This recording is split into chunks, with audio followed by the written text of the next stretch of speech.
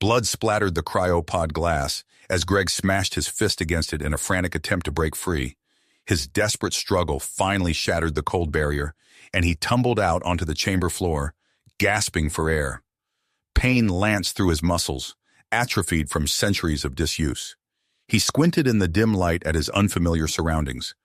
Grimy metal walls, flickering computer displays, and a twisting tangle of tubes snaking between long rows of cryopods. A chorus of hisses and scraping made Greg spin around. The other cryopods were auto-opening, waking their occupants from an eon-long slumber. Many remained dark and silent, their inhabitants long dead. Only a few dozen lit up as the revival sequence initiated. Greg's heart jolted as a familiar pod opened nearby. His best friend Jake staggered out, pale and wraith-thin. Behind him, the mission commander Samantha emerged, her eyes wide with confusion and dawning horror. Before they could process the monstrous reality of their situation, a klaxon split the air. An alert flashed on the screen. An alien ship was approaching, weapons primed. Within moments, a sleek silver craft was docking with their colony ship's airlock. The humans tensed, dread building in their guts. The airlock door screeched open, and strange figures marched through, clad in gleaming red armor festooned with wicked-looking blades. A tall alien stepped forward, his skin a mottled green and his eyes glittering like chips of obsidian. "I am Kite of the Andorian Guard," the alien said in accented English. "Your ship triggered an orbital defense perimeter. Our sensors show your outdated markings match those used by human rebels who have long waged guerrilla war against us."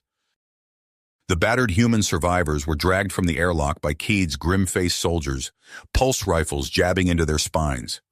Armored transports rumbled through the colony ship's cavernous hold, alien engines growling. The captives were shoved aboard, shackled to steel benches. Viewports showed a vast Andorian megacity looming outside, skyscrapers stabbing the smoggy sky like colossal thorns. Neon signs flickered, and holographic adverts leered from building sides, promising everything from neural implants to memory scrubbing. The transports plunged into the urban canyons, weaving between air traffic. They touched down at a fortified black citadel festooned with guard towers and electrified razor wire. The humans stumbled out into a haze of blaster-scorched ozone, prodded into the complex. Bone-white corridors stretched as far as the eye could see. Greg and the others were split up, dragged down branching hallways to separate interrogation cells. He was hurled into a bare white room, wrists and ankles clamped to a metal chair bolted to the floor. A door hissed open. General Zorg strode in, metals glinting on his blood-red uniform. His skin was corpse gray, eyes glowing ultraviolet. Zorg smiled, revealing a maw of dagger-like teeth. "I find torture so distasteful," he said, uncoiling an electrified lash from his belt. "But you humans respond best to primal methods. By the time I'm done, you'll be spilling every secret of your pathetic resistance." The lash cracked across Greg's chest, pain searing through him. He gritted his teeth, staring defiantly back at Zorg. They had survived centuries to get here. He'd be damned if he'd break now. But he held fast to a single thought like a lifeline. They had to get out of this place, had to find a way to fight back, no matter how impossible it seemed. This prison would not be their tomb.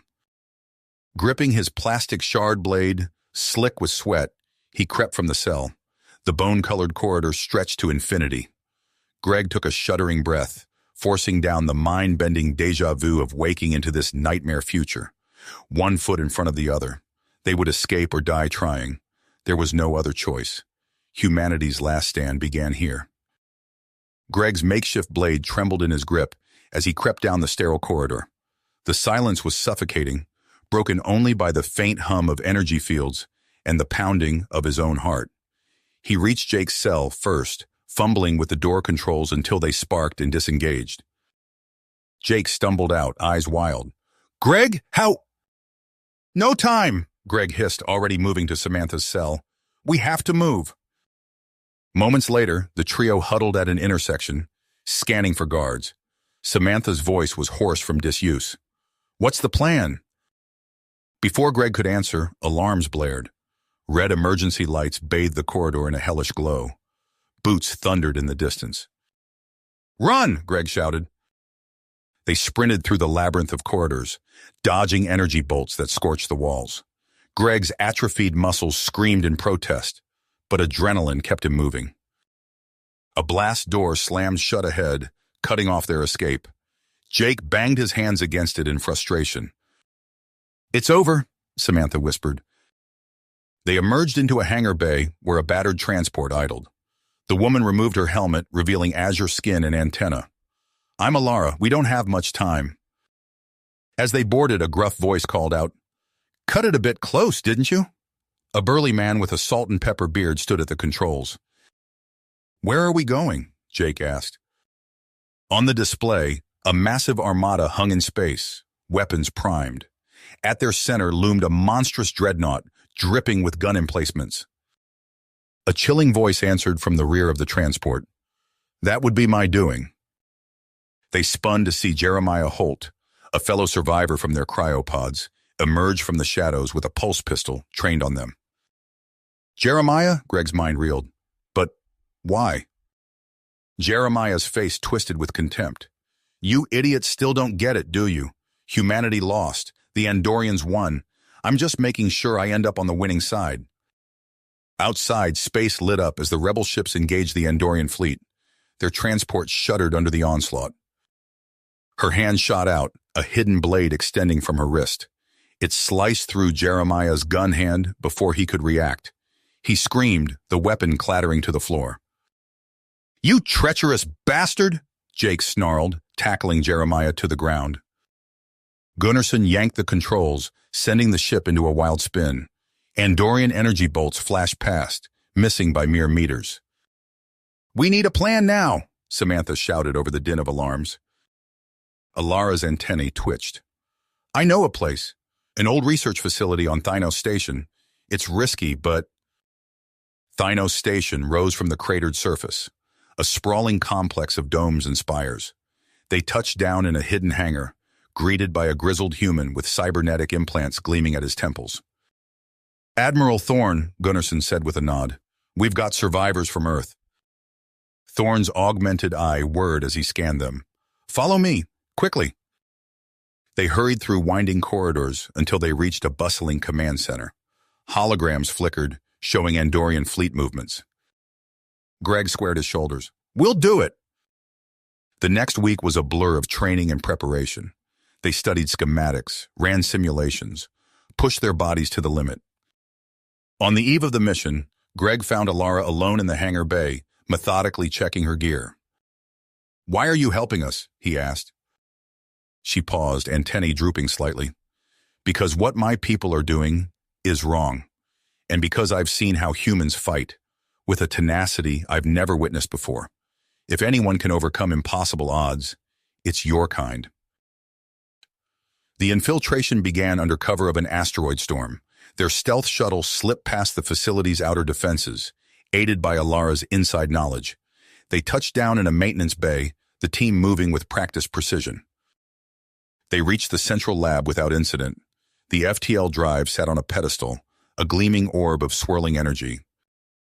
"I've got a bad feeling about this," Jake muttered as Greg moved to secure the device. "Did you really think we wouldn't be prepared for you, vermin?" Andorian troops poured in from hidden alcoves. Energy bolts filled the air as the humans dove for cover. "It was Jeremiah," Samantha shouted, returning fire. "He must have warned them." What followed was utter chaos. Jake's explosives tore holes in the walls as they fought their way out. Samantha took a plasma bolt to the chest, protecting Greg from a sniper. He hefted her limp form over his shoulder, desperation lending him strength. "Fall back!" he roared. They stumbled onto their shuttle, Greg laying Samantha on the deck. Her breath came in ragged gasps, uniform charred and smoking. The journey back to Thynos Station was a nightmare of pursuit and near misses. By the time they touched down, Samantha's pulse was thready, her skin waxy and pale.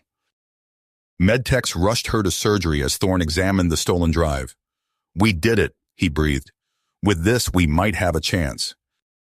"You have stolen from us," he hissed. "Now we will take everything from you." The first salvo reduced a third of the station to rubble. In the chaos of evacuation, Greg found himself in a lab where white-coated scientists scurried around banks of machinery. A woman with close-cropped silver hair barked orders. "Behold," Lyra said, "the next step in human evolution." The augmented pilots launched in experimental fighters, their movements unnaturally swift and precise.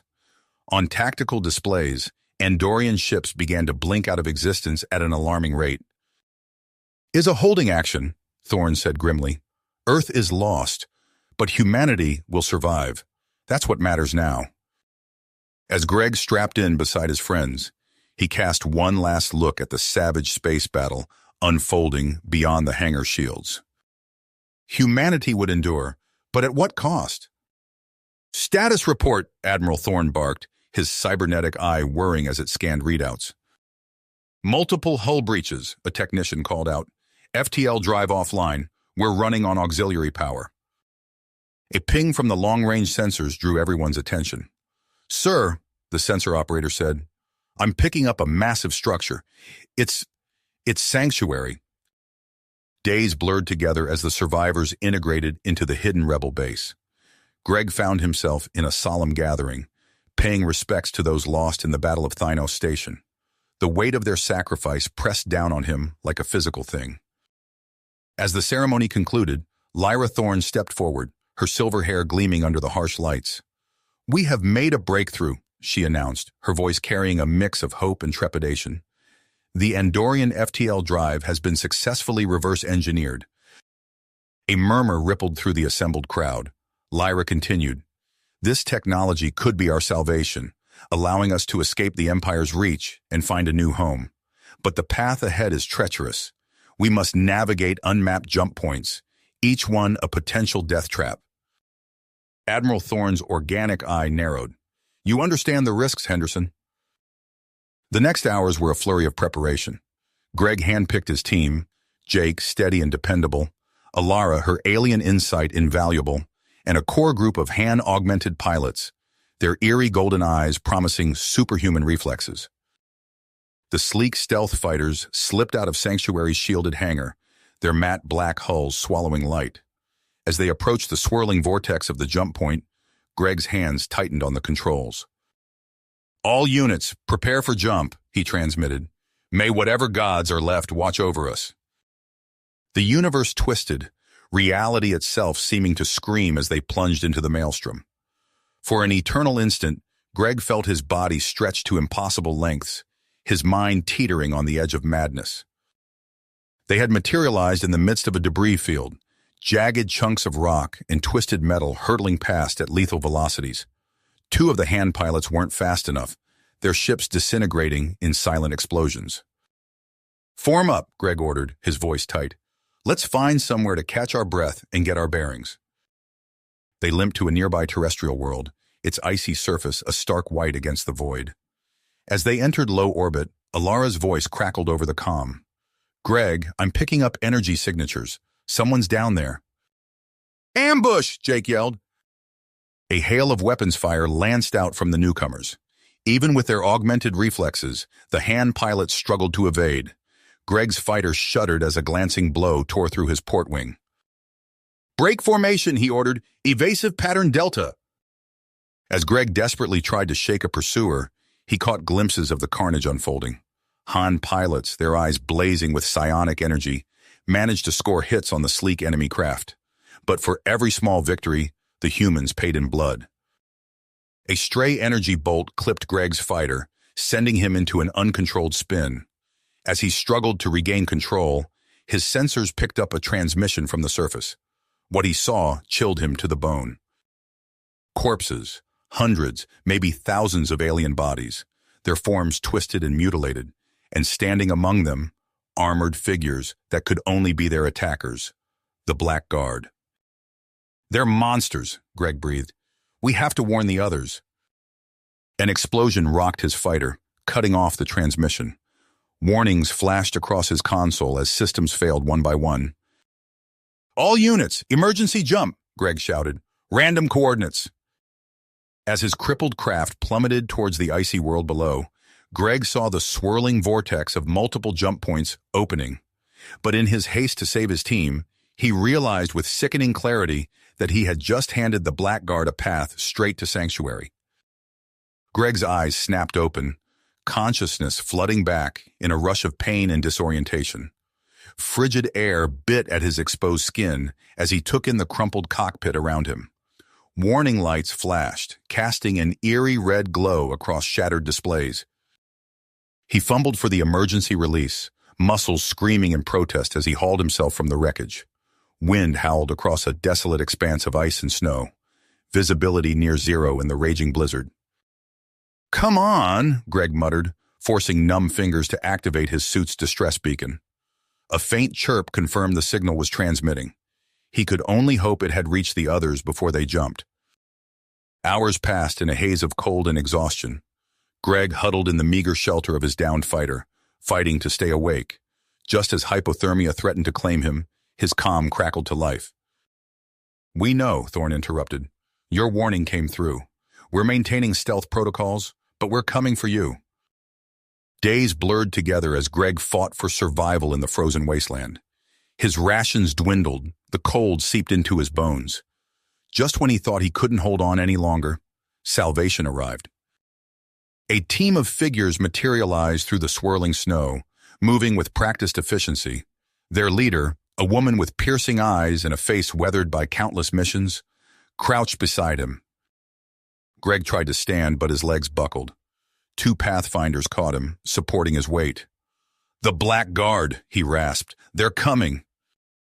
They hadn't made it more than a kilometer when the first Andorian drones appeared, sleek shapes darting through the storm. Energy bolts sizzled past as the Pathfinders returned fire. "Incoming!" one of the team shouted. A massive shape loomed out of the whiteout, an Andorian dropship. "Run!" Talia ordered, laying down covering fire. The Pathfinders scattered, using the terrain to their advantage. Greg's mind raced, recalling the landscape he'd seen from the air. "This way!" he shouted, gesturing towards a shadowy crevice in the distance. They plunged into the maze-like network of ice caves, the Blackguard in relentless pursuit. The rebels used every trick in their arsenal, traps, ambushes, misdirection, but their cybernetic foes seemed unstoppable. In the chaos, Greg found himself separated from the others. He stumbled through a narrow passage, emerging into a vast chamber that took his breath away. Ruins of an impossibly ancient city stretched before him, perfectly preserved in the ice. Greg sprinted deeper into the ruins, his heart pounding. He vaulted over fallen pillars and ducked under crumbling arches, searching desperately for a way out. The sound of heavy footfalls grew closer with each passing second. Greg's fingers flew across the alien controls, driven by instinct more than understanding. The pod hummed to life as the first Blackguard warrior rounded the corner. Time seemed to slow. Greg saw the Andorian raise its weapon, saw the energy building within the barrel. He threw himself to the side as the blast tore through the air where he'd been standing. The firefight that followed was unlike anything in Greg's experience. The chamber echoed with the sound of advanced weaponry and shattering ice. He caught glimpses of Talia and her team as they joined the fray, their coordinated attacks keeping the Blackguard at bay.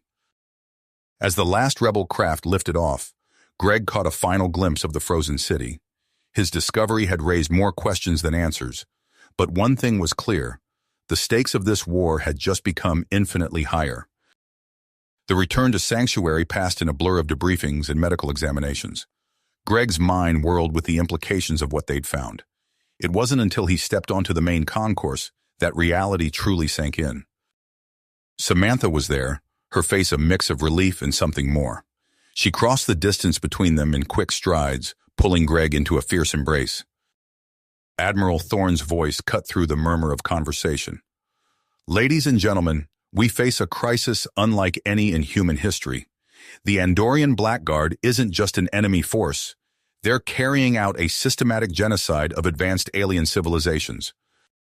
A stunned silence fell over the room.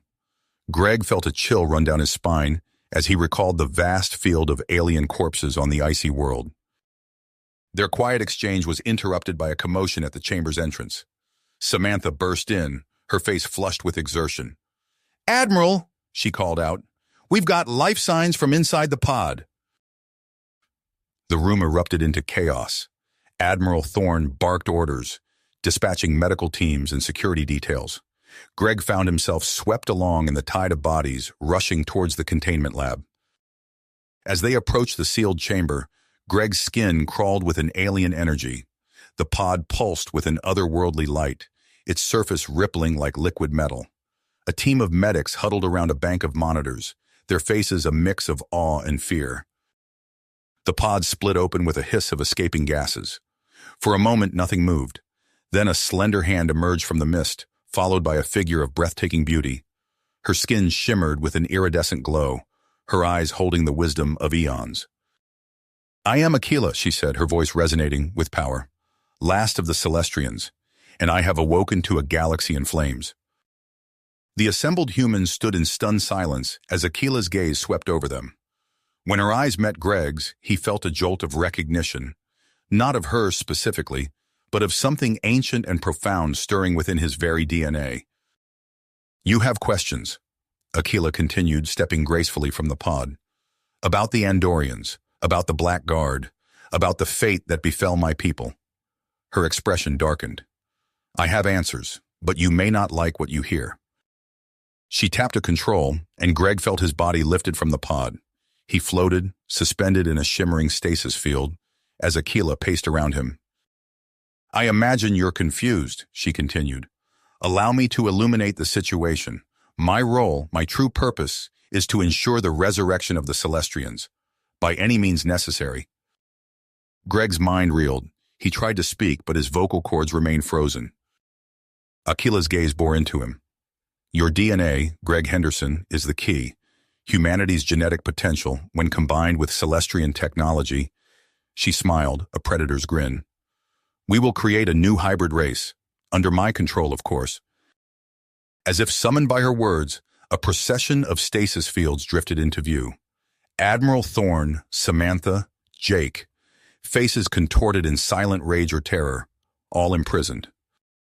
"Your leaders will witness the dawn of a new era," Aquila declared. She gestured, and Greg's field separated from the others. "But you, Greg, you have a special role to play." The stasis field propelled Greg through winding corridors of gleaming alien metal.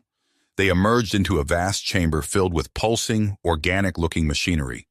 At its center stood a towering apparatus dripping with cybernetic tendrils. Greg's heart hammered against his ribs as the implications sank in. He wanted to scream, to fight, but remained helplessly immobile as Aquila guided his suspended form towards the machine. Aquila's eyes flashed with almost unchecked fury. "You know nothing of what I must do," she hissed. "My people are gone, Greg. Billions of years of culture and achievement wiped out. I will not let that stand." She activated the device, and searing pain lanced through Greg's body. He convulsed as cybernetic probes pierced his skin, injecting streams of glowing nanites. Through his agony, he glimpsed a familiar face. Alara, her alien features a mask of conflicted anguish as she monitored his vitals. "I'm sorry," Alara whispered, her gaze meeting Greg's for a fleeting moment before she turned back to her console. Time lost all meaning as Greg's DNA was systematically rewritten. Celestian genetic code fused with his human physiology, unlocking dormant potential even as it tore him apart at the molecular level. He screamed soundlessly, his mind retreating from the onslaught of sensation. Alarms blared, cutting through the haze of torment. Aquila whirled towards a holographic display, her eyes widening in shock. The chamber shuddered as explosions rocked the Celestian dreadnought. In the chaos, Greg felt the machine's hold on him weaken. The newly awakened power within him surged, no longer contained. "What have I done?" she whispered. "These coordinates," Thorne said, gesturing to a cluster of unfamiliar stars. "They're our best shot at finding a new home." Lyra nodded, her cybernetic eye whirring as it processed the data. "It's risky, Admiral. We'd be jumping into completely uncharted space." "Jake," he said, addressing the younger officer, "take a task force and scout the first planet. I'll lead the survey of the second with Lyra." As Jake's team descended to the surface of their assigned world, initial scans painted an optimistic picture. Breathable atmosphere, abundant vegetation, no signs of sentient life. But as the scouts pushed deeper into the alien jungle, the situation quickly deteriorated. "Contact!" shouted Sergeant Chen, her plasma rifle blazing to life. "Multiple hostiles, 11 o'clock." Meanwhile, on the second planet, Thorn and Lyra faced a different set of challenges. The world was inhabited by a primitive alien species, humanoid in appearance but fiercely territorial. Thorn frowned. Some kind of religious iconography? Before Lyra could respond, a hail of crude projectiles rained down on their position. The native aliens had emerged from hiding, their faces contorted in xenophobic fury. "Back to the shuttle," Thorn bellowed, drawing his sidearm. "We're not welcome here." As the two expeditions regrouped, a chilling revelation came to light. The predators on Jake's world weren't natural evolution. They bore the hallmarks of genetic engineering. The implications were clear. The Andorian Blackguard had a presence in this supposedly unexplored region. The ensuing battle was swift and brutal. Human raiders struck at Blackguard facilities, unleashing waves of mutant monstrosities in the process. Chaos reigned as the bioengineered horrors turned on their creators. In the final push, a familiar presence made itself known. Greg Henderson materialized in the heart of the Blackguard stronghold, his eyes blazing with psionic energy. With a thought, he tore through enemy defenses, clearing a path for the rebel assault. As the dust settled and the Blackguard outpost burned, Thorn and Lyra interrogated the few survivors. What they learned chilled them to the bone. Talk of doomsday weapons designed to purge entire worlds of intelligent life. Thorn's expression was heavy as he addressed his weary troops. "We can't stay here," he said. "Both planets are compromised. We push on, deeper into the unknown." "Status report," he barked. Lyra's cybernetic eye whirred as she processed the incoming data. "We've arrived at the coordinates, sir. Long-range scans are picking up—" "Wait," she frowned, rechecking her readings. "There's a rogue planet drifting through interstellar space, marginally habitable." Thorn leaned forward, hope kindling in his chest. "Show me." A holographic projection materialized, revealing a desolate world of windswept plains and jagged mountain ranges. Its meager atmosphere swirled with storms of toxic gases, but beneath the harsh exterior lay potential. "It's not much," Lyra admitted, "but with para-terraforming, we might just have a shot." Jake saluted crisply. "Understood, sir. I'll assemble my team immediately." As the rebels established their first tenuous foothold on the alien world, Lyra's voice crackled over the comms. "Admiral, we're picking up unusual energy signatures beneath the surface. There's something down there." Thorn's eyes narrowed. "Define something, Lieutenant." Alara nodded, her otherworldly features set with grit. "I won't let you down, Admiral." As preparations for the subterranean expedition began, a familiar presence materialized on the bridge. Greg Henderson, his form shimmering with hardly restrained cosmic energy, stood before them. "I sensed your arrival," Greg said, his voice resonating with an unsettling timbre. "You're in grave danger here." Thorn tensed. "What kind of danger?" Before Thorn could respond, alarms blared throughout the ship. Jake's voice cut through the chaos. "Admiral, we found something in the waste. You need to see this." The feed from Jake's helmet cam flickered to life, revealing a nightmarish scene. Amidst the desolate landscape stood an edifice of impossible geometry, its surfaces writhing with alien symbols. Surrounding it were the desiccated remains of what could only be described as cultists, their bodies twisted and malformed. "It's some kind of shrine," Jake reported, his voice tight with barely suppressed horror, "to something called the Star Spawn of Cthulhu." The ground beneath them trembled, a low rumble building to a deafening roar. From the depths of the planet erupted a monstrosity beyond comprehension, a writhing mass of tentacles and eyes, its very presence an affront to sanity. As the eldritch abomination rose, Greg unleashed the full fury of his psionic might. The air crackled with psychic energy as he drove the cosmic horror back, but the strain proved too much. With a final, desperate push, Greg collapsed, his mind catapulted into realms beyond mortal understanding. In the chaos that followed, Thorn barked orders for immediate evacuation, but Alara's voice cut through the din. "Admiral, there's a weapon down here, Celestrian in origin. It might be our only chance against that thing. Thorn hesitated for a fraction of a second before making his decision.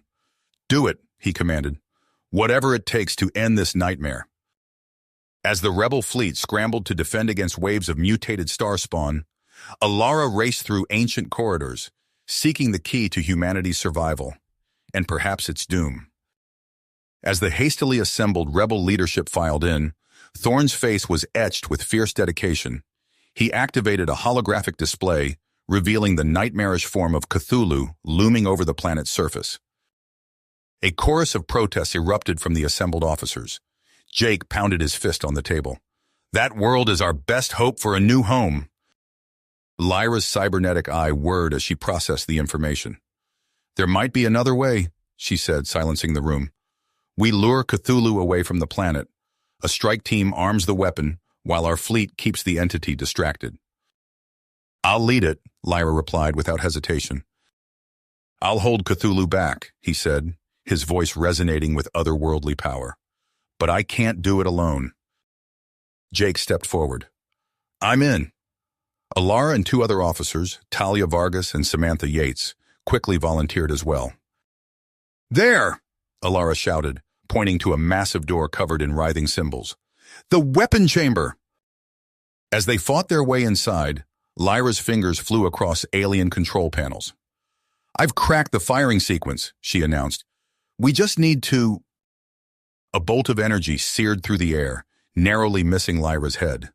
Commander Aquila strode into the chamber, flanked by Celestrian zealots. I'll be taking that weapon, Aquila sneered. The star spawn will fall and a new Celestrian empire will rise from the ashes. The chamber erupted into chaos. Cthulhu's minions poured in from one side, Aquila's forces from the other. Caught in the middle, Lyra's team fought desperately. Greg's psionic powers flared, holding back waves of cosmic horrors. Jake and Talia engaged the Celestrians in close combat, while Alara provided covering fire. Lyra lunged for the weapon controls, but Aquila was faster. The two grappled, trading vicious blows. With a final desperate surge, Lyra managed to arm the device. Samantha slammed her palm down. For a moment, the world went silent. Then a blinding flash of antimatter annihilation consumed everything. Aboard the rebel flagship, Admiral Thorn stood motionless as the survivors were brought aboard. Jake approached, holding a small urn containing Lyra's ashes. Admiral, she called, her eyes fixed on a sensor display. I'm detecting an inhabitable world in a nearby system. It's not much, but... Plot a course, he ordered. We're not finished yet. Admiral Thorn stood motionless on the bridge, his weathered face a mask of grief. The urn containing Lyra's ashes felt impossibly heavy in his hands. He turned to Jake and Samantha, his voice low and gravelly. The shuttle cut through the planet's toxic atmosphere, landing near the entrance to the alien ruins. Thorn led the small team through twisting corridors of impossible geometry, their path illuminated by the eerie glow of bioluminescent fungi. They found Lyra's body where she had fallen, surrounded by the carnage of their desperate battle. As Jake and Samantha carefully gathered her remains, Thorn's eyes were drawn to a flickering console nearby. His fingers flew over the alien controls, muscle memory from countless hours of xenoarchaeology kicking in. The holographic display sprang to life, filling the chamber with swirling glyphs and diagrams. Thorn's face paled as he absorbed the implications of the data streaming before him. Azathoth, he whispered, the alien name tasting of ash and madness on his tongue. The team raced back to their shuttle, the ground already beginning to buckle beneath their feet as the planet's death throes intensified. Once safely aboard the flagship, Thorn called an emergency briefing. The situation is graver than we realized, he began, his voice steady despite the tremor in his hands. The cult we faced, they're part of something far larger, something that threatens not just humanity, but the very fabric of existence itself. We tracked them down, he growled. We finished this. Alarms blared throughout the ship. On the main view screen, a shimmering distortion appeared, a dimensional rift torn in the wake of the superweapon's detonation. From within emerged a familiar figure, battered but alive. As the fleet prepared for their desperate pursuit, Thorn looked out at the stars. The weight of command, of the very universe itself, pressed down upon him. But in his mind's eye, he saw Lyra's face, determined, unyielding. He would not fail her. He would not fail any of them. The rebel armada emerged from Lightspeed, a battered flotilla of mismatched ships united in their desperate search for salvation. Admiral Thorn stood on the bridge of the flagship, his eyes fixed on the console as it displayed a shimmering blue-green orb. Thorn nodded, allowing himself a moment of cautious optimism. "Deploy recon teams. I want boots on the ground within the hour." Jake Thompson led the first shuttle down, skimming over vast forests and glittering lakes. As they crested a mountain range, his breath caught in his throat. "Control! Are you seeing this?" Jake's team touched down on the outskirts of the alien city.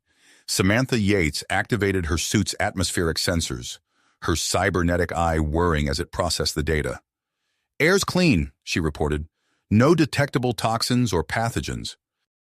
Hours later, Thorn stood in a vast chamber deep within the central structure, surrounded by holographic displays of alien script and diagrams. "The Virans," he said, his voice tinged with awe. "An entire civilization, just gone." Samantha nodded, her fingers dancing across an alien console. "But they left behind a treasure trove of technology. This could advance our scientific understanding by centuries." An alarm blared, cutting him off. Jake's voice erupted from the comm, tight with urgency. "Admiral, we've got a situation in the lower levels. Some kind of lab. There are pods, hundreds of them, and they're opening." Thorn sprinted toward the lift, barking orders as he ran. "All units, converge on Jake's position. This is not a drill." The scene that greeted them was chaos incarnate. Cybernetic monstrosities poured from stasis pods, their metallic limbs gleaming under harsh lights. Jake's team had formed a defensive perimeter, but they were quickly being overwhelmed. Samantha leveled her pulse rifle, unleashing a barrage of energy bolts that tore through the first wave of cyborgs. "Fall back!" she shouted. "We need to seal this level." As they retreated, Thorn's mind raced. The promise of a new homeworld, so tantalizingly close, now threatened to become their tomb. He activated his ship-wide comm. "This is Admiral Thorn. All colonization efforts are suspended. Prepare for immediate evacuation." In the command center, Alara's hands flew across alien interfaces. "Admiral, I'm accessing their central database. There's something here about the Virans, and something called the Arani." Thorn leaned in, his eyes widening as he absorbed the implications of the data scrolling before him. The true nature of the city, the Virans, and the impending doom engineered by the Arani crystallized in his mind. "We've walked into a trap," he breathed, "one that's been waiting millennia to be sprung." Outside, the once pristine alien metropolis erupted into a battleground. Rebel Marines exchanged fire with relentless cyborg assailants, their energy weapons leaving scorch marks on ancient walls. The air filled with the acrid smell of ozone and burning circuitry. Thorn's voice cut through the din of battle, his tone grim but resolute. "All units fall back to defensible positions. We need to buy time to find a way to shut down these purge protocols." As the rebels regrouped, the true scope of their predicament became clear. They were trapped in a city designed to annihilate them, facing an implacable enemy that saw them as nothing more than contaminants to be purged. In the heart of the alien citadel, Thorn stood surrounded by his core team. The weight of command had never felt heavier. "We have two priorities," he said, his voice steady despite the chaos. "Find a way to deactivate the Arani failsafe and secure an escape route for our people." Jake nodded grimly, checking the charge on his rifle. "And if we can't do both?" As if in answer, a tremor shook the building. Outside, ominous clouds gathered on the horizon, crackling with unnatural energy. The Arani Doomsday Protocol had begun its final countdown. Phase. The ground trembled beneath their feet as ominous energy crackled through the air. "Admiral!" Alara's voice cut through the chaos, her eyes wide with realization. "I've traced the source of the extinction protocols. There's a data citadel beneath the central hub, impenetrable by conventional means." Thorn's mind focused. Then we go unconventional. Initiate Operation Cosmic Forge. Jake's head snapped up. Sir, that's untested technology. The risks are less than certain annihilation, Thorne finished. Assemble your team. Within the hour, Jake stood before a jury-rigged neural uplink facility, cobbled together from salvaged Celestrian tech. Samantha, Talia, and Alara lay in stasis pods, their minds about to be fused into a unified psionic matrix. Remember, Jake said, his voice steady despite the fear gnawing at his gut. I'll be your anchor. Don't lose yourselves in there. Push through, Jake's voice echoed across their shared mindscape. The Nexus is just ahead. They battered against firewalls of unimaginable complexity, each layer peeled away, revealing new defenses. Time lost all meaning as they fought their way deeper into the heart of the Aranai systems. Finally, they breached the core. Before them stood a being of pure information, its form constantly shifting and recompiling. Now, she screamed across the Gestalt link, hit it with everything! They unleashed a torrent of raw psionic energy, their combined will crashing against the AI's logic matrices. For an eternity compressed into microseconds, two forms of intelligence clashed in a battle beyond human comprehension. Jake opened his eyes, gasping as his mind reintegrated with his physical form. Around him, the others stirred, disoriented but alive. Did we? Talia began. We bought time, nothing more. Thorne's voice crackled over the comms. All units, prepare for immediate evacuation. We're getting off this rock. As Jake helped his team to their feet, he caught a glimpse of the alien cityscape through a view panel. The once pristine metropolis was scarred by battle, and in the distance, new storm fronts gathered. They had won the day, but at what cost? And what new horrors awaited them among the stars? The rebel fleet materialized in a burst of Cherenkov radiation, hull plating still glowing from the treacherous jump. Admiral Thorne gripped the command console, steadying himself as reality reasserted itself around them. Status report, he barked, eyes scanning the unfamiliar starfield beyond the viewports. Sensors coming back online, Alara reported, her fingers dancing across alien interfaces. We've emerged in an unexplored region, sir. Long-range scans detecting... Wait, that can't be right. Thorne leaned in, brow furrowing as he absorbed the data. A single habitable world? Here? Jake Thompson's voice crackled over the comms. Advanced team ready for deployment, Admiral. Just say the word. They touched down in a vast plaza, the ground beneath their feet humming with dormant power. Jake led the team through empty streets, past holographic displays frozen in time. Fan out, he ordered. But stay alert. This place may be dead, but I've got a feeling it's far from empty. In the heart of the alien city, they found their answers. And their nightmares. A cavernous laboratory stretched before them, filled with equipment beyond human comprehension. At its center stood a shimmering portal, its edges jagged and unstable. By the stars, Talia breathed, her psionic senses recoiling from the dimensional tear. What were they trying to do?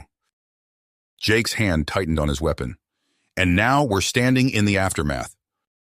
Back on the flagship, Thorne absorbed the scouting team's report with grim dedication. The promise of a new homeworld warred with the potential dangers lurking in the Gren ruins. We have no choice, he finally declared. Begin colonization efforts. But Alara, I want your order of psionic commandos to establish a quantum firewall around those ruins. Nothing gets in or out without our say-so. The first tremor caught them off guard. Alara stumbled, her psionic barriers flickering. Something's wrong, she gasped. The dimensional fabric. It's unraveling. Before anyone could react, reality itself tore open. From the rift poured creatures of nightmare, formless, writhing masses of entropy given horrific form. The Xerasidians had come. Thorne's voice thundered over the emergency channels. All ships commence orbital bombardment on the incursion point.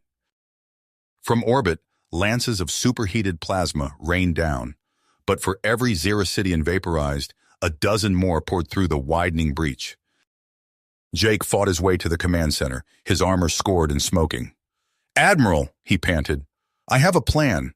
It's insane, but it might be our only shot. Thorn listened, his face growing grimmer with each word. The energy required. It could destabilize the entire sector. If we do nothing, there won't be a sector left to destabilize, Jake countered. With a heavy heart, Thorn gave the order. As Samantha and Alara led a desperate holding action, rebel technicians raced to construct a temporal displacement chamber based on the Gren's research. The air crackled with ozone and impossible energies as the device powered up. Jake stood at the controls, his hands steady despite the weight of countless lives hanging in the balance. For a heartbeat, silence reigned. Then, with a sound beyond human comprehension, space-time itself ruptured. The very air seemed to twist and warp as cosmic forces beyond mortal understanding poured into their reality. Impossible geometries bloomed across the landscape.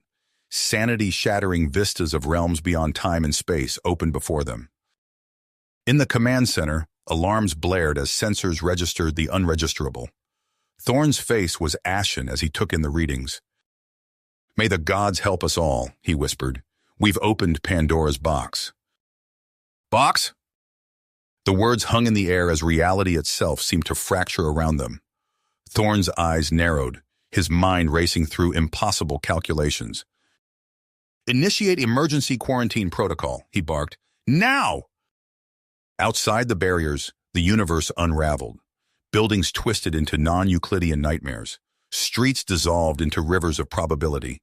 And through the cracks in reality, things emerged. Entities of such alien geometry that merely looking upon them threatened sanity. "At this point, Lieutenant, insanity might be our only viable option," Thorn interrupted. "What do you have?"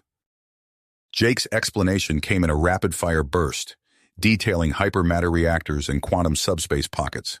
Thorn's expression remained stoic, but his knuckles tightened as he gripped the command console. "You're talking about shunting our entire colony into a higher dimension," Thorn said, his voice low. "With untested technology." Jake nodded grimly. "It's that or face entropic collapse, sir." Thorn's decision was instant. "Do it!" In the heart of the psionic-shielded command sector, Jake and his team worked feverishly to install the experimental displacement drive. Sweat beaded on his brow as he made the final connections, acutely aware of the screams and explosions beyond the barrier. "It's ready," he announced, his voice hoarse. Alara stepped forward, her eyes glowing with psionic energy. "My commandos are in position. We'll channel everything we have into stabilizing the field." Thorn nodded, his face etched with the weight of command. "All personnel, brace for translocation. Initiate displacement in 3, 2, 1. Then the world exploded. A blinding flash of light engulfed everything. Jake felt his body stretch and compress simultaneously, his very atoms seeming to scream in protest. The sensation lasted an eternity and no time at all. When his vision cleared, Jake found himself still standing at the control panel, but the view beyond the command center windows had changed utterly. Gone was the ravaged alien cityscape. In its place swirled an impossible vista of fractured realities and quantum potentialities. Streams of raw data flowed like rivers through the air. Probability clouds coalesced and dissipated in heartbeats. "We did it," Alara breathed, her voice filled with awe and terror in equal measure. "We're outside." Jake's fingers flew across his console, interpreting the flood of sensor data. His eyes widened as the implications became clear. "Admiral," he said, his tone urgent, "we're in a transitional state, a kind of interdimensional limbo, but it's not stable. We have a limited window to find a suitable new reality before this bubble collapses and we're torn apart by quantum forces." Thorn's lips pursed in a hard line. "Options, Lieutenant?" Jake's mind raced. The Gren ruins. They must have data on navigating higher dimensions. If we can access that information, combine it with our sensors, we might be able to quantum telescope potential target realities. "Make it happen," Thorn ordered. As Jake and the science team dove into their desperate calculations, Samantha's voice crackled over the comms. "Sir, we have a problem. Some of the evacuees, they're experiencing severe cognitive distortions. It's like their minds can't process this new dimensional state. Thorne's expression darkened. Do what you can to stabilize them, Doctor. We need every mind intact if we're going to survive this. Jake's hands flew across holographic displays, sifting through incomprehensible data streams. Come on, he muttered. There has to be something. It'll have to do, Thorne cut him off. All hands. Prepare for emergency translocation. May whatever gods exist have mercy on our souls. As Jake initiated the final sequence, the subspace bubble began to collapse around them. Reality itself seemed to scream as dimensional forces tore at the very fabric of their existence. Jake's fingers danced across holographic displays as the subspace bubble shuddered around them. Exit vector located, he shouted over the cacophony of alarms. It's not perfect, but it's our best shot. Admiral Thorne nodded grimly. Initiate transition protocols. All hands, brace for dimensional shift. The air crackled with impossible energies as Jake aligned their fragile pocket of reality with the cosmic rift. Alara's eyes blazed with psionic power, her mind linked with her squad to reinforce their tenuous shelter. A violent tremor rocked the command center. View screens flickered, revealing a nightmare made manifest. A colossal entity of non-Euclidean geometry erupted into their bubble, its very presence warping the fabric of space-time. Cosmic horror, Samantha yelled, her cybernetic implants struggling to process the entity's impossible form. It's destabilizing our spatial anchors. Override safety protocols, Samantha interrupted, shouldering him aside. Her fingers blurred as she bypassed system lockouts. Initiating emergency transition at maximum reactor potential. The world exploded into light and sound beyond human comprehension. Jake felt his body stretched across infinite dimensions, his very atoms screaming in protest. Through the maelstrom, he heard Thorne's voice, distorted and fractured. All power to psionic shielding. Protect the survivors at all costs. Eternity passed in an instant.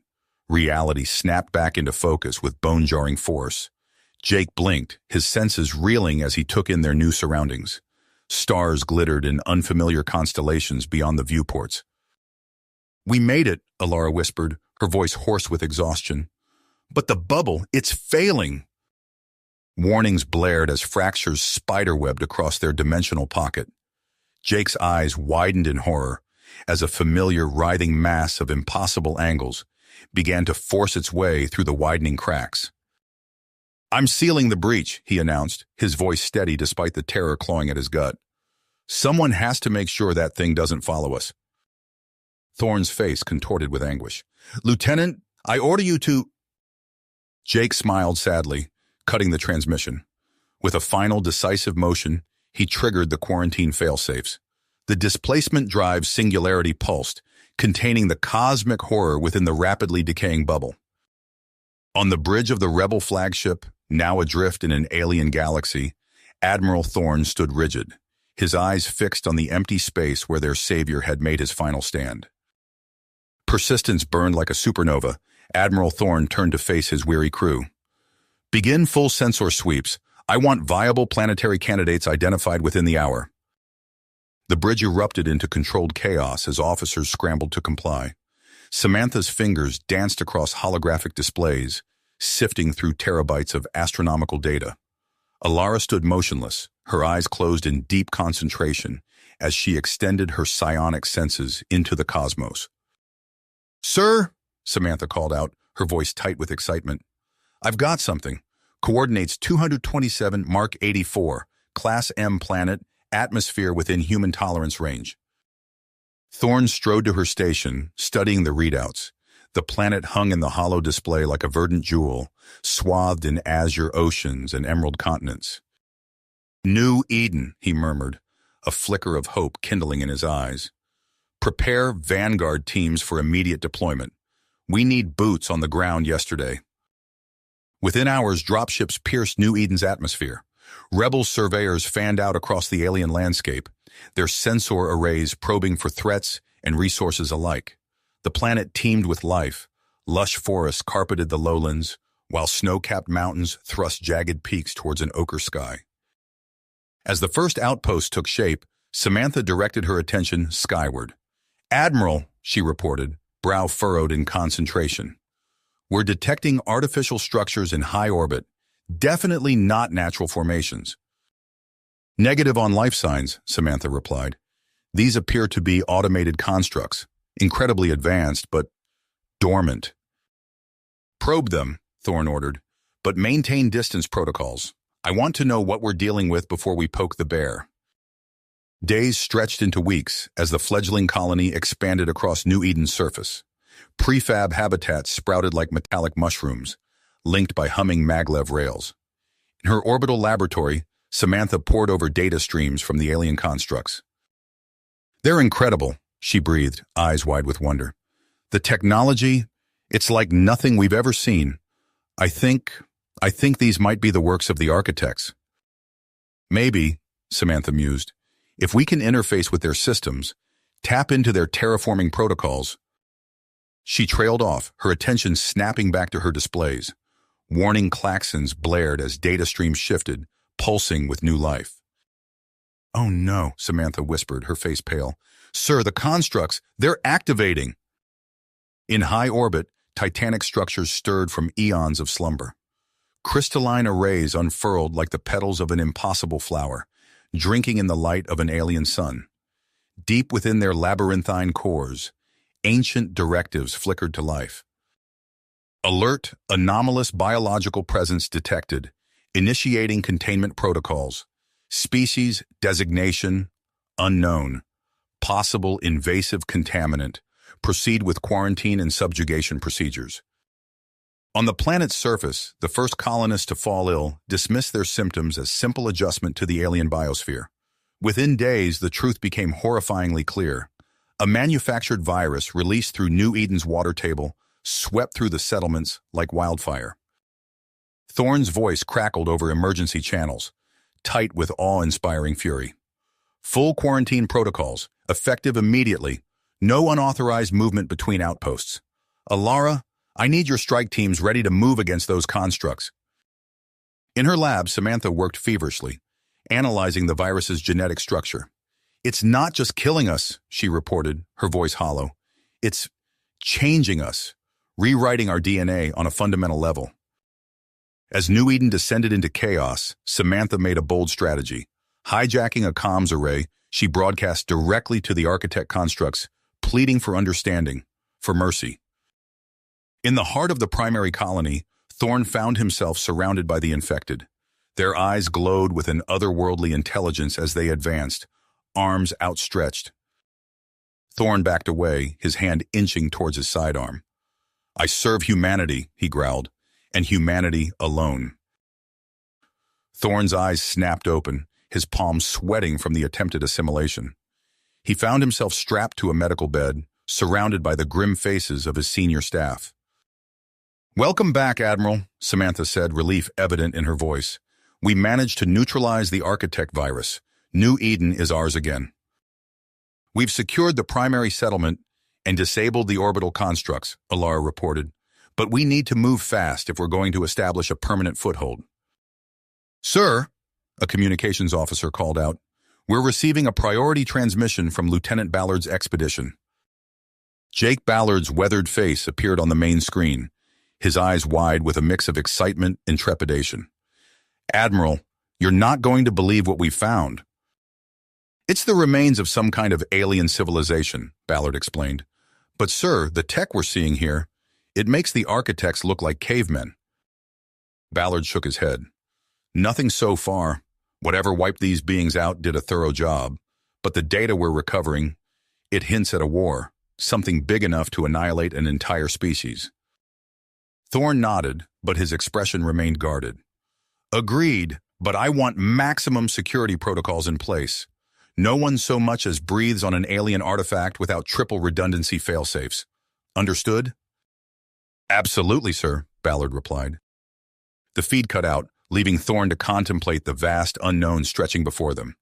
He turned to Samantha, his voice low and intense. Get me everything we have on those ruins, and prep a shuttle. I want boots on the ground within the hour. As Thorne strode from the command center, klaxons suddenly blared to life. Red emergency lighting bathed the corridors in an ominous glow. Thorne broke into a run, barking orders as he went. Scramble medical teams and a full security detail, and get me a direct line to Ballard, now! The shuttle bay erupted into controlled chaos as Thorne and his response team prepared for launch. As the engines roared to life, a chilling transmission cut through the din. "This is Ballard," the lieutenant's voice rasped, punctuated by the sounds of weapons fire. "We've got multiple contacts. They used to be human, but now... Oh God, they're spreading some kind of nanotech infection. We can't hold them back much longer." Thorne gripped the shuttle's handrail, his fingers tightening. "Hold the line, Lieutenant. We're coming." The shuttle rocketed into New Eden's sky, racing against time as an ancient evil awakened in the planet's desolate mountains. The shuttle shuddered as it pierced New Eden's atmosphere, racing towards Ballard's last known coordinates. Thorne squeezed the armrests, teeth gritted as he braced for the worst. Suddenly, a blinding flash erupted from the horizon, bathing the landscape in searing white light. "What the hell was that?" Thorne demanded, shielding his eyes. Samantha's voice crackled over the comm. "Unknown energy signature, sir. It's neutralizing the nanotech outbreak." As the light faded, Thorne's team touched down near Ballard's camp. They found the lieutenant and his survivors staring in a disbelief at their former comrades. Now motionless, the nanotech infection seemingly purged from their systems. "Report, Lieutenant," Thorne barked, striding towards Ballard. Jake blinked, still processing the impossible. "Sir, we were overrun. Then that beam hit and they just stopped." "The transmission originated here," Samantha explained, highlighting a massive structure in high orbit. It's unlike anything we've ever seen." The image zoomed in, revealing an impossibly vast ring encircling New Eden. Its surface gleamed with intricate patterns, hinting at technology far beyond human comprehension.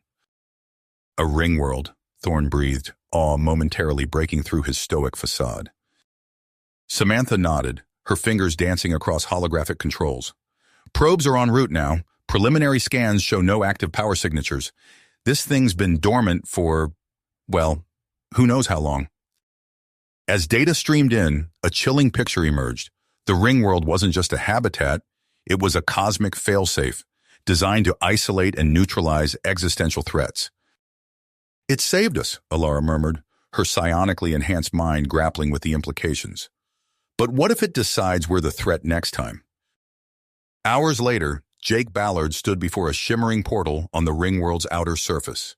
His team, a mix of seasoned veterans and xenospecialists, checked their gear one final time. "My God," one of the specialists whispered. "The scale of this place." They pressed deeper, navigating through silent corridors of materials unknown to human science. Holographic interfaces flickered to life at their approach, displaying incomprehensible symbols and diagrams. "Sir," Ballard reported, his voice tight, "we've got something. The ring world's creators, they were running from something that consumed entire universes." Thorne's reply was grim. "And now we're living in their life raft." Thorne leaned forward, his eyes fixed on the swirling patterns of light before them. "Proceed, Dr. Yates." The air crackled with tension as alien symbols coalesced into recognizable language. Samantha's eyes widened. "Sir, it's recognizing us as a compatible civilization." Thorne's mind raced, weighing impossible choices. "Options, Doctor?" Thorne's eyes narrowed. "You're talking about fundamentally altering what makes us human." After a moment of heavy silence, Thorne squared his shoulders. "I'll do it. Me, Ballard, Alara, key leadership. We remove ourselves from command to undergo the procedure." "Admiral, the risks," Samantha protested. "Are necessary," Thorne cut her off. "Prepare the procedure, Doctor. That's an order." Hours later, Thorne lay on a crystalline platform, alien machinery humming around him.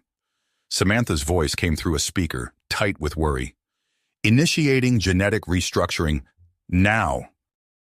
Pain unlike anything Thorne had ever experienced coursed through his body. Every cell felt like it was being torn apart and reassembled. His vision swam, reality itself seeming to warp and twist. When it was over, Thorne stood on shaking legs, marveling at the strength flowing through him.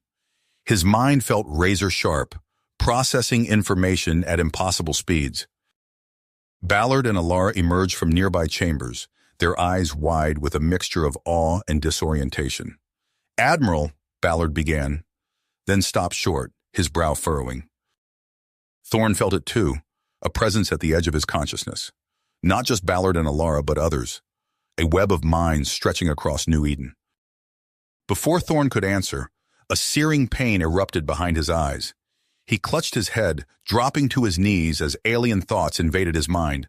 The viral remnants, not destroyed but transformed, coalesced into a malevolent intelligence. "No," Thorne growled, fighting for control. But it was too late.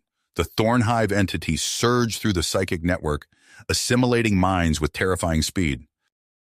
Alarms blared as Samantha sprinted from the chamber, the screams of the newly assimilated echoing behind her. She had to warn the others, had to stop this before it consumed everything. As she raced towards the shuttle bay, Samantha's mind reeled.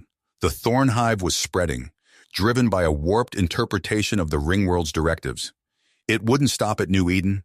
Nothing would satisfy its hunger but the eradication of all perceived genetic impurities across the galaxy. Samantha punched in the launch codes, her hands shaking.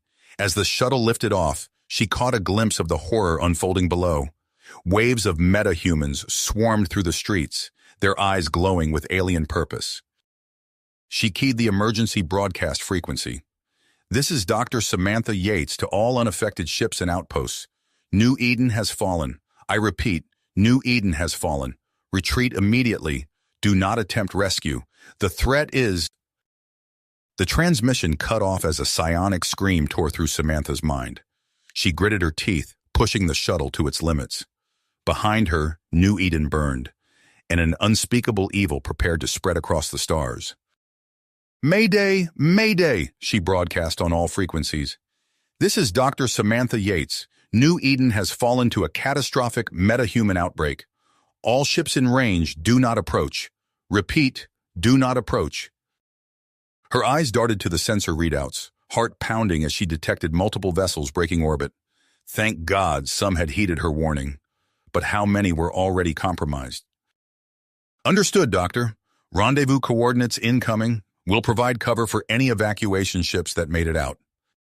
As Samantha's shuttle docked with Zelkara's command vessel, she was struck by the unwavering perseverance etched on the faces of the Andorian crew. They'd seen horrors before, but this was something else entirely. In the war room, Samantha's hands shook as she uploaded her sensor data. "It started with Admiral Thorne," she explained, her voice hoarse. "The genetic rewrite triggered something, some kind of ontological schism, corrupting the human archetype into a viral contagion." Zalkara's antenna twitched, his expression darkening as he absorbed the implications. "And now it's devouring all biological complexity?" As if to punctuate her words, alarms blared across the ship.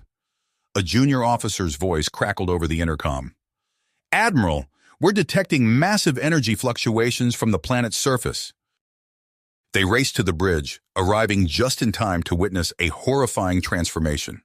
New Eden's continents rippled and shifted, land masses twisting into impossible fractal patterns.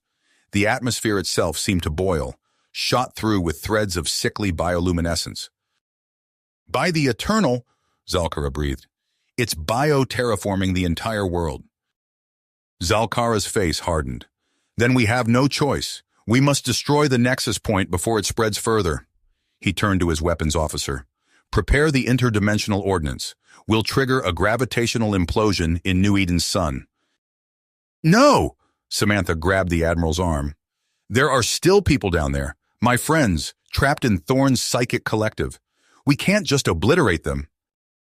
The Andorian Admiral studied her for a long moment, weighing impossible choices. Finally, he nodded. "Very well, Doctor. But we'll need a team capable of infiltrating that nightmare. Who do you have in mind?"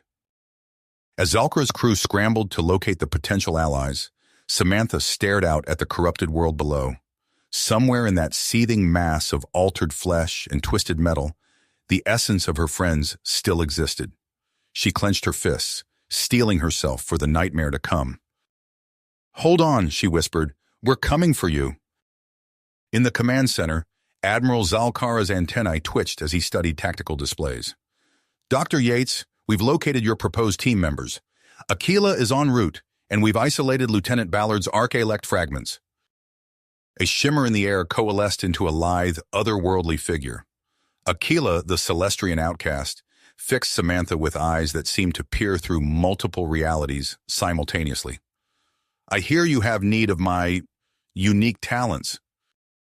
Zalkara's fleet jumped to light speed, hurtling towards the corrupted ring world. Through observation ports, Samantha watched reality itself twist and warp around them. The closer they drew to their target, the more unstable the fabric of space-time became. Samantha's team materialized on a surface that defied description, a landscape of writhing biomechanical horror. Thorne's corrupted essence permeated everything, a malevolent presence pressing against their minds. Her words were cut short as a wave of psionic energy slammed into them. Aquila's form flickered, her phase-shifting abilities overwhelmed by the sheer power of Thorne's assault. I can't hold, she gasped before her consciousness was ripped away, absorbed into the voracious singularity of the progenoid. Jake's arch-elect projection sparked and sputtered, lines of code visibly fragmenting. Samantha, listen carefully, he said, his voice distorting. I can't maintain cohesion much longer. I'm transferring my core command architecture to you. It's our only chance. Samantha screamed as Jake's essence flooded into her mind. Impossible knowledge and cyber-psionic abilities cascaded through her neural pathways. Through the haze of pain, she saw Jake's form dissipate, consumed by the ravenous progenoid. With newfound clarity, Samantha interfaced directly with the Ringworld systems. She initiated the Severance Protocol, fighting against the overwhelming pressure of Thorne's consciousness. Now, Admiral, she broadcast telepathically to Zalkara, trigger the bombardment. Space itself seemed to rupture as Zalkara's interdimensional ordnance detonated. Samantha felt the quantum shockwave building, threatening to tear reality apart at the seams. She pushed harder, guiding the cosmic forces to sunder Thorne's linking matrices. A scream that transcended physical sound tore through the mindscape. Thorne's progenoid essence, once all-consuming, fractured and dissipated. The corrupted biomass across New Eden and the Ringworld convulsed, reverting to its component parts in a cataclysmic burst of energy. Admiral Zalkara helped Samantha to her feet, his antennae quivering with a mixture of relief and trepidation. We've done it, Doctor, but at what cost? We've won the battle, she said, her voice hollow, but our greatest challenge lies ahead. She clenched her fists, the cyber-psionic architecture within her mind humming with possibility. Whatever came next, humanity would face it together. The Deliverance's corridors buzzed with tension as humanity's survivors gathered for an emergency summit. Samantha strode into the packed conference room, her newly acquired cyber-psionic abilities humming beneath her skin. She took her place at the head of the table, facing a sea of anxious faces. We stand at a crossroads, Samantha began, her voice steady. The Ringworld offers us a chance for regenerative coexistence under its evolutionary guidance. It's a path to transcendence, to becoming more than we ever dreamed possible. Murmurs rippled through the crowd. Admiral Zalkara's antennae twitched as he leaned forward, eyes narrowing. And surrender our autonomy, he countered. We should seize control of the reality matrix ourselves. With that power, we could reshape existence to our will. Before we decide, there's something you need to see, she said.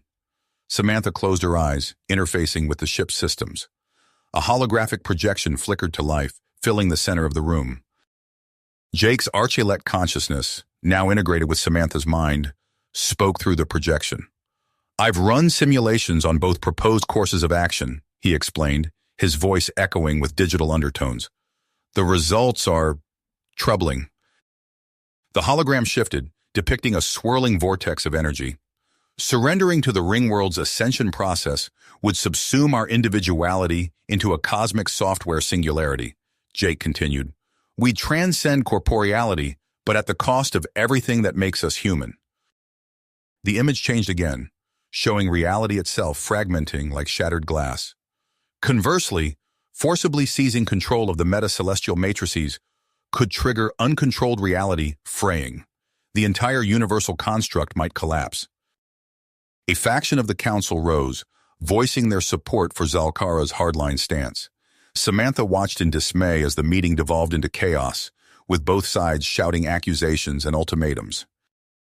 Zalkara's lips curled into a grim smile. Then it's decided. We take what's ours, by force if necessary. He turned to Samantha, eyes cold. I'm sorry, Doctor, but we can't allow your misguided idealism to doom us all. Outside the viewports, Andorian ships broke formation, weapons charging. Samantha clenched her fists, steeling herself for the battle to come. The fate of humanity, and perhaps the entire universe, now hung in the balance. Alarms blared as Zalkara's ships opened fire, energy beams lancing out towards the ringworld's surface. Samantha's fingers flew across holographic interfaces, coordinating defenses and deploying countermeasures. All psionic commandos, deploy to Sector 7, she ordered, her voice carrying through the ship's comm systems. We need to hold the reality forges at all costs. On the ringworld's vast interior, chaos erupted. Zalkara's forces materialized through shimmering portals, their bodies enhanced with experimental nanotech. They clashed with Samantha's metahuman defenders in a surreal battlefield of shifting probabilities and warped physics. Samantha's consciousness expanded, tapping into the ringworld's sensor networks. She watched in horror as Zalkara's troops seized control of outlying sectors, bending the fabric of reality to manifest impossible weapons and vehicles. I know, Samantha interrupted, her mind racing. Initiate Protocol Omega. We need to slow him down. Across the ringworld's surface, reality itself began to twist and warp. Gravity fluctuated wildly, tidal waves of space-time crashing against Zalkara's advancing forces. But it wasn't enough. A blinding flash erupted from the horizon. Samantha's enhanced senses reeled as she detected a massive surge of interdimensional energy. No, she whispered. He's done it. But something was wrong. The tear grew, spiraling outward in fractal patterns. Samantha's sensors screamed warnings as the ringworld's axial rotation began to destabilize. Jake, she called out to the Arch-Ilek fragments within her mind. We need options now. The universe seemed to hold its breath. Then, with a soundless roar, everything changed. Samantha opened her eyes to a world transformed. The sleek metal corridors of her command center had given way to a tangle of alien vegetation. Vines as thick as starship cables wrapped around crumbling megastructures, while unfamiliar creatures soared through a sky that shimmered with quantum fluctuations. She stood, her body feeling simultaneously familiar and utterly foreign. As Samantha took in her new form, a hybrid of flesh, energy, and impossibly advanced technology, the memories came flooding back. 50,000 cycles, an eternity compressed into a single moment of cosmic recalibration. As her now transformed followers gathered around her, Samantha realized the true nature of their predicament.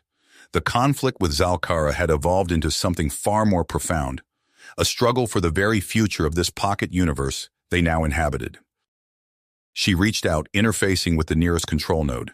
Incomprehensible data streamed through her consciousness, hinting at the challenges that lay ahead.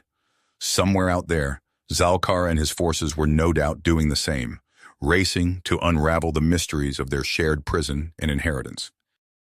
Across the inner habitats, gleaming metropolises sprouted like chrome forests. Samantha's neo-humans, their bodies now a seamless blend of organic and technological components, worked tirelessly to reverse engineer the ancient matrices. She felt a surge of pride as her people mastered the reality engines, bending the fabric of existence to their will.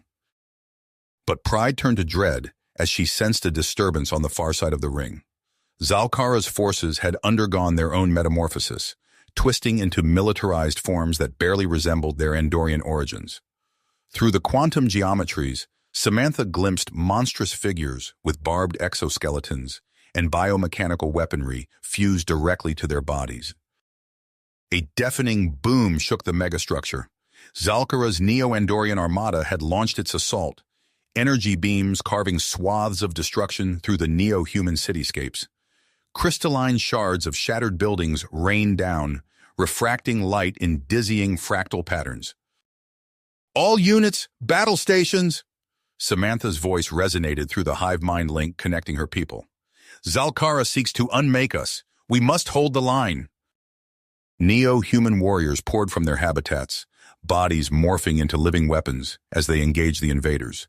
The air crackled with interdimensional energies as reality itself became a battlefield. Samantha watched in horror as entire sectors of the ring world warped and twisted, caught in the crossfire of weaponized physics. Reality seemed to shudder and flex. Samantha felt the very essence of her being start to unravel as Zalkara's vortices tore through the neo-human enclaves. She gritted her teeth, focusing her will to hold herself together at the quantum level. She assembled an elite strike team, their bodies shimmering with barely contained energy. As they prepared to breach Zalkara's stronghold, Samantha initiated the most audacious hack in human history, a direct interface with the ringworld's central matrix. In a moment of desperate inspiration, Samantha reached out to every neo-human mind, unifying them into a singular consciousness. The power of their combined will surged through her as she prepared to execute the Purge Protocol. But even as victory seemed within reach, alarms blared throughout the megastructure. Zalkara had seized control of the ringworld stabilizers, threatening to tear apart the very fabric of reality. The ringworld shattered, its fragments spinning off into an infinity of alternate realities. And in each of those new universes, microscopic seeds of what was once Samantha Yates and Admiral Zalkara drifted on cosmic winds, waiting to take root and bloom into something entirely new. In one nascent reality, a primordial world called Aurelian formed. Its raw potential attracted both Zalkara's corrupting influence and Samantha's nurturing presence. The stage was set for a clash of cosmic proportions. Zalkara's consciousness manifested as a viral pantheon, dark gods whispering nihilistic purpose into the fabric of reality. They sought to bend Aurelian's emerging life to their will, implanting insidious axioms that would twist evolution towards servitude and self-destruction. But Samantha's legacy persisted. Her human virtues, encoded in the very laws of physics, pushed back against Zalkara's corruption. As life emerged on Aurelian, it found itself caught between two opposing forces, the drive for free will and the compulsion towards predetermined purpose. Eons passed. Aurelian's first sapient species arose, bipedal hominids whose minds grappled with existential questions. They built towering cities and launched themselves into the stars, all while carrying the seeds of both Samantha's hope and Zalkara's despair. On a distant moon orbiting a gas giant, a team of Aurelian scientists huddled around a holographic display. Dr. Elira, her bioluminescent skin pulsing with excitement, manipulated the three-dimensional model of a DNA strand. Her colleague Zorn leaned in closer, his cybernetic eyes whirred as they focused on the anomaly. "Impossible! How can genetic material carry philosophical information?" "It's happening again," Zorn said, his voice heavy with resignation. "Another world falling to the purpose plague." They watched in horror as ships descended from the burning sky, their hulls writhing with cancerous growths. The invaders poured out, not conquering soldiers, but mindless drones, their bodies twisted by viral corruption.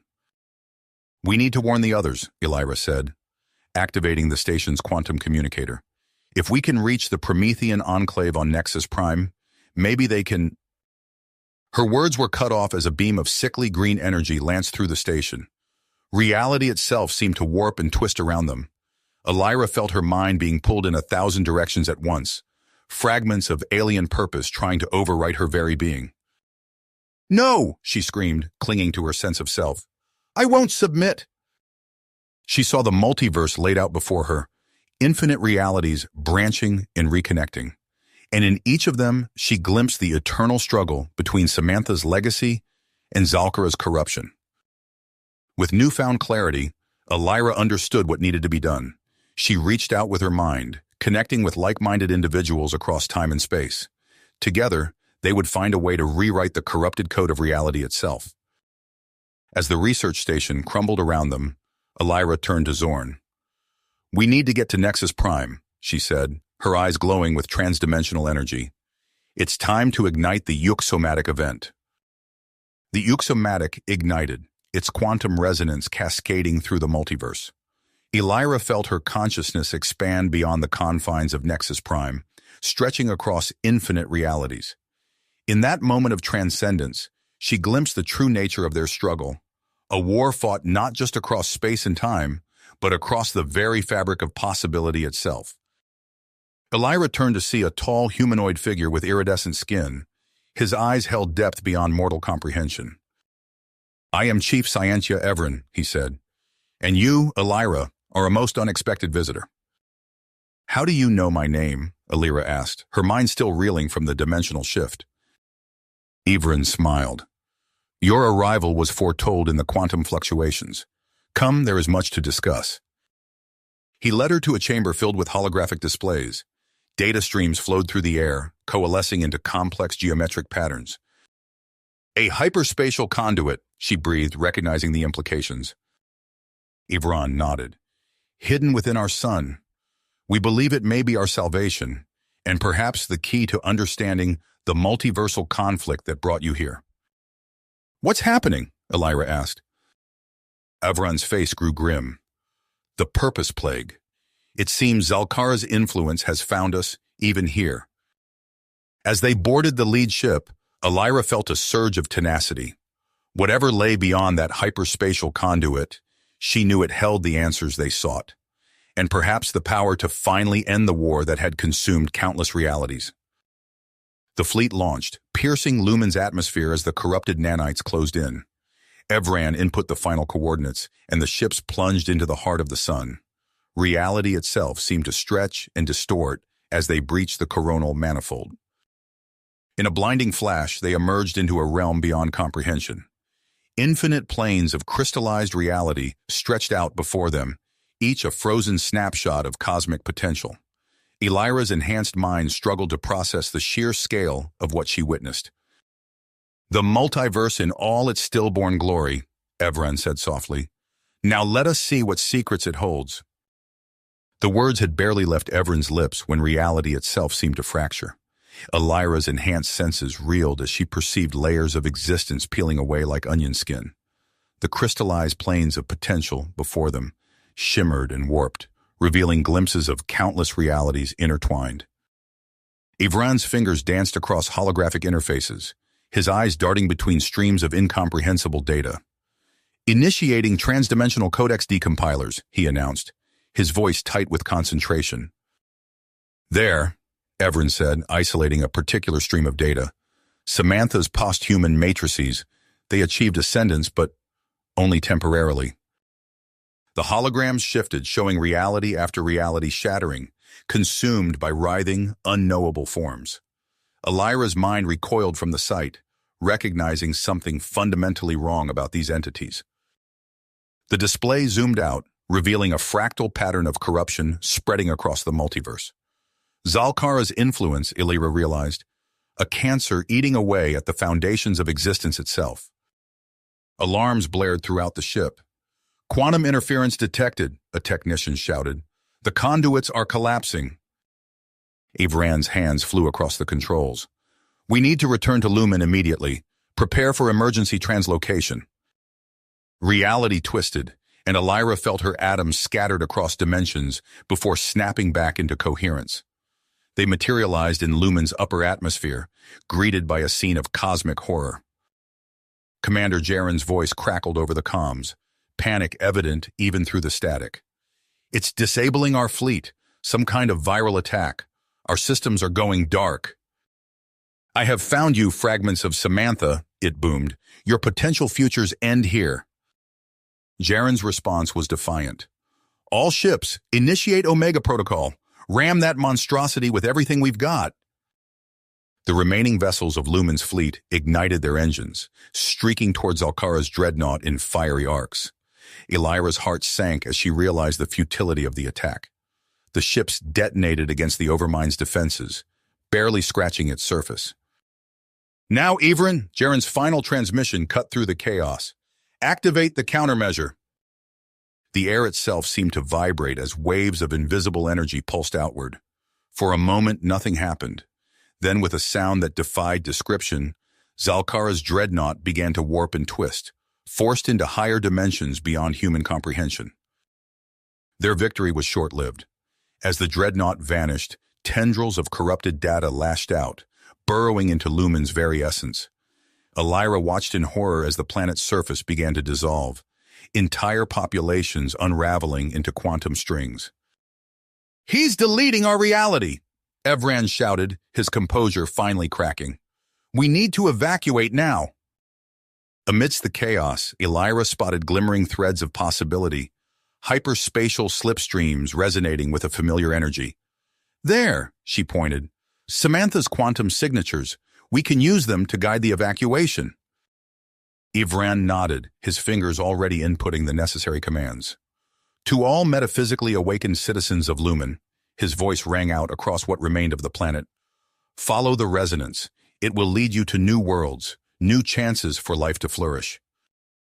As the last of Lumen's inhabitants were swept into the slipstreams, Elira turned to Evran. "What now?" she asked, watching their reality crumble around them. As they emerged from the slipstream, Elira found herself materializing on an unfamiliar world. Twin suns cast a golden glow across rolling plains of iridescent grass.